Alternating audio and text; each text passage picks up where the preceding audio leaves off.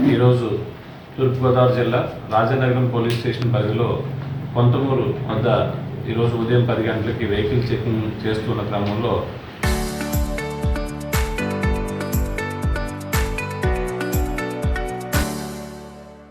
రెండు కార్లలో అనుమానాస్పదంగా గంజాయి తరలిస్తున్నారనే ఇన్ఫర్మేషన్ మేరకు వాటిని చెక్ చేయడం జరిగింది.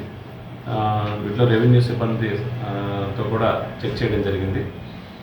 వీళ్ళు దీంట్లో 4 పర్సన్స్ని అదుపులోకి తీసుకుని విచారించగా వీళ్ళ దగ్గర 120 కిలోల గాంజాయిని సీజ్ చేయడం జరిగింది. ఈ 4 పర్సన్స్ కూడా మహారాష్ట్రకు చెందినటువంటి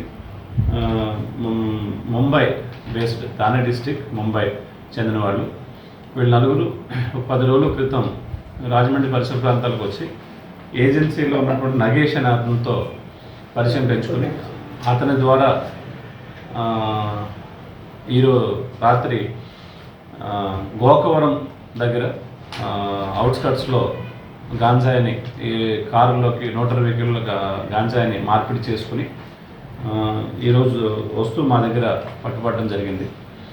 దీంట్లో రాజు సోనోవిన్ అనే అతను ముంబై పరిసర ప్రాంతాల్లో ఈ గంజాయి సప్లై చేద్దాం అనేటటువంటి ఉద్దేశంతో వీళ్ళు 4 కుర్రోళ్ళని 2 కార్లు ఇచ్చి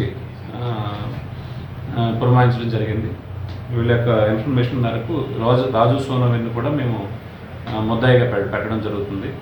అదేవిధంగా ఎవరైతే సప్లై చేస్తారో దీంట్లో నగేష్ అని చెప్తున్నారు ఫోన్ నెంబర్స్ ఆధారంగా, వాళ్ళిద్దరినీ కూడా మేము దీంట్లో అరెస్ట్ చేయడం జరుగుతుంది.